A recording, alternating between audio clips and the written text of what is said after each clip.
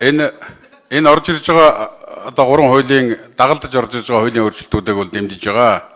Тэгэхээр бид нар чинь бол ингээд цаг хугацаагаар хязгаарлагдсан үг хэлэх боломж хязгаарлагдсан байдаг учраас би энэ дээр тодорхой нэг сая хөдөө орон нутагт ажилласан талаараа иргэдийн өгсөн ирүүлсэн саналуудаас би тавьчихсан хэлж ийж бодож байгаа. Хөдөө аж ахуй одоо энэ газар тариалантай холбоотой хуулийг бид нар 2012-оос 16 оны бүрэн эрхийн хугацаанд баталсан. Хөдөө аж ахуйн сайд та анхаарч байгаарай. Энэ хууль чинь яг бодит амьдрал дээр хэрэгжихгүй байна. Тухайн үед бид хэлж ийсэн 500 м-ээр хязгаарлаад 500 м-ийн дотор байгаа хөдөөгийн малчдын өвлжөө бууцыг улсаас зардал гаргаад ингээд нүүлгэж суулгах тухай ийм зохицуултууд амьдралаас хол ийм зохицуултууд орсон. Тухайн үед нь бид хэлж ийсэн. Тэгээ одоо энэ бол газар тариалангийн бүс нутгууд чинь амаргүй байгаа гэдгийг та анхаараарай. Энэ хууль одоо шаардлагатай бол та бүхэн маань оруулж ирээ.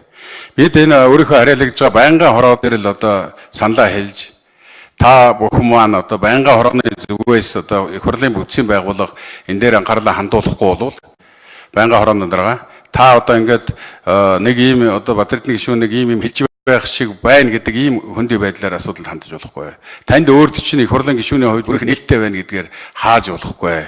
Өнөөдөр бид нар улсын их хурлын гишүүн бүрэн эрхийнхээ хүрээнд хуулийн дагуу асуулга тавьдаг, асуулга тавьдаг. Энэ чи их хурлын гишүүдийн одоо тавьж байгаа асуултууд чинь засгийн газар ерөнхий сайд тавьсан асуулгууд одоо ингээд хүлээлгэнд бараг одоо ачаал бүгдлээ алдагдсан хойно нөгөө орж ирж байна шүү дээ.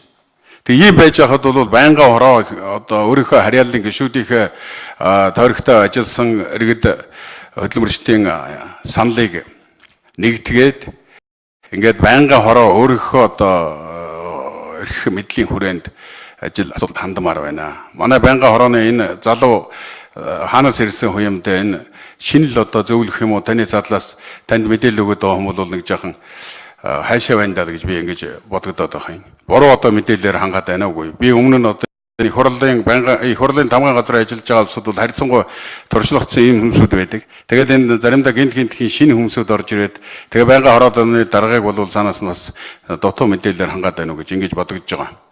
За хөдөө орон нутагт хамгийн их тавьж байгаа асуудал бол шинэ засгийн газраас хүлээлт байна. Түрүү инквайр гишүү хэллээ. Одоо 70-80 хоног ажиллачлаа гэж. 100 хоногоо бид нар засгийн газрын 100 хоног гэдэг том асуудал тавина. Иргэд олон төмнийг бид нар бол улс төрчдийн одоо улс төрийн намуудын одоо амлсан амлалтыг их амархан мартчихдаг. Тухайн үедээ бид нар бол амлж болно. Дараа нь бол одоо мартчихсан байдаг учраас яаж ч өөрчилж болно гэдэг ийм сэтгэлгээгээр хандаж болохгүй байна. Ингэж болохгүй, яавч болохгүй. Өнөөдөр шинэ засгийн газар байгуулагдахдаа маш тодорхой оюутлогоон гэрээг сайжруулна, Эрдэнэтийн 49% авна. Энэ уулуурхай лиценз зөвшөөрлөг зэгцэнд нь оруулна. Энэ Монголын төрөв бол одоо олигархтсан, маавдсан байна. Компанийн засаглалд огтжээ. Бизнес улс төр хоёрыг салгана. Маш тодорхой одоо амлалтууд авсан шүү дээ. Энийг чи иргэд очсон сум болгон дээр нэхэж байна. Тэгээ энд чи ямар хариулт өгөх вэ? Би дөнгөж засгийн газар эмхлэгдэж байгуулад эрх барьж байгаа намын одоо их хурал хуралдаад шинэ намын удирдлагуудаа сонгоод ингээд одоо ажилдаа орж байна. Та нэгтүүд минь бид хавраас ирж одоо тодорхой хариултыг өгье л гэж ярьж байгаа. Нийгэмч шударгаас хариуцлагыг одоо тогтооно гэсэн.